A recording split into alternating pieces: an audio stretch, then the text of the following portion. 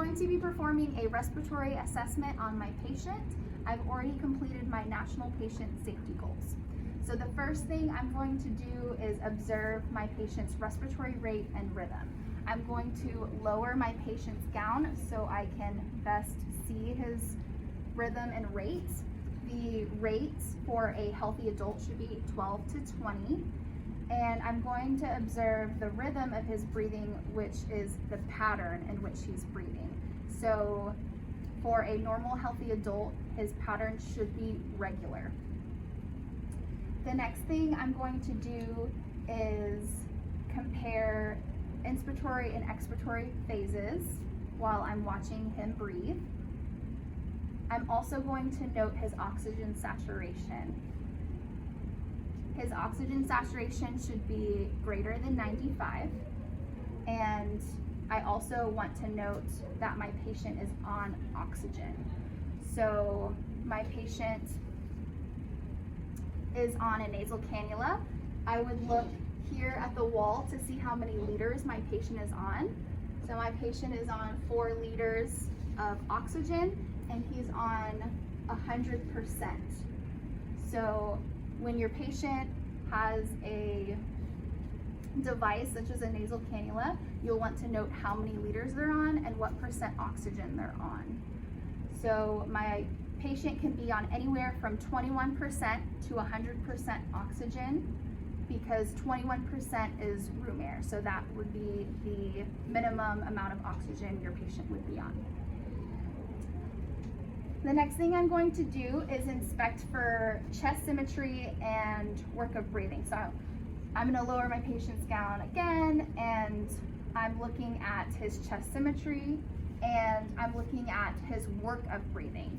So I do not want to see my patient using accessory muscles while breathing. Examples of accessory muscles would be neck muscles, such as the sternocleidomastoid, and abdominal muscles. So when you're seeing your patient use these accessory muscles, that would mean they have an increased work of breathing, and we do not want to see that.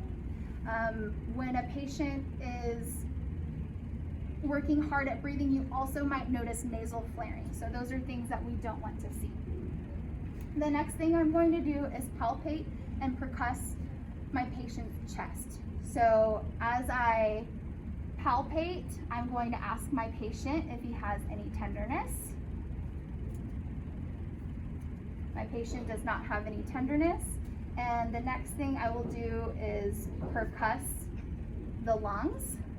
Percussion is used to listen for sounds. So the way I'm going to percuss is I'm going to use my pointer finger to strike, and I'm going to strike it on my middle finger, which is laying flat on my patient's chest.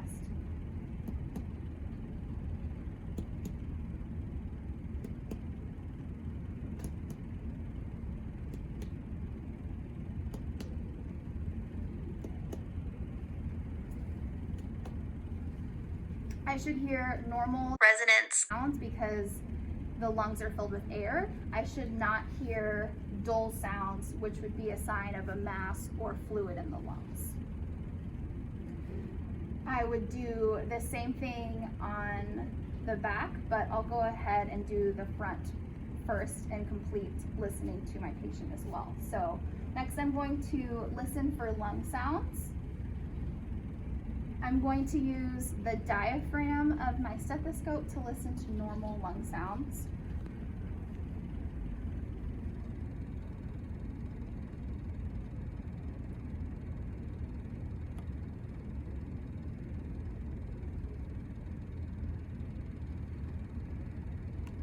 Notice the pattern in which I'm using my stethoscope.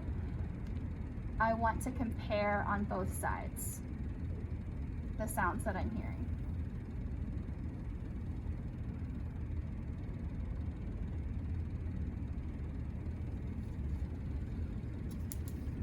Abnormal lung sounds can include wheezing and stridor.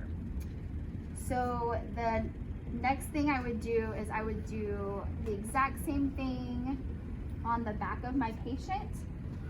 So I would palpate and ask if my patient has any tenderness, and he doesn't.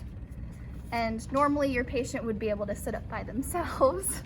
And then I'm going to do the same thing and percuss all of the lung fields. So remember, we've got 3 lung lobes on our right side and 2 on our left. So I don't want you guys to focus on the amount of spots you're doing. I just want to make sure that you're able to also auscultate the upper, middle, and lower lobes.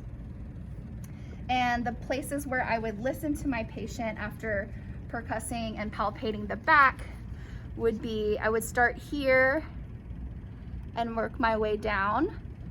Notice how I am avoiding the scapula, because you're not going to be able to hear lung sounds very good over the bone.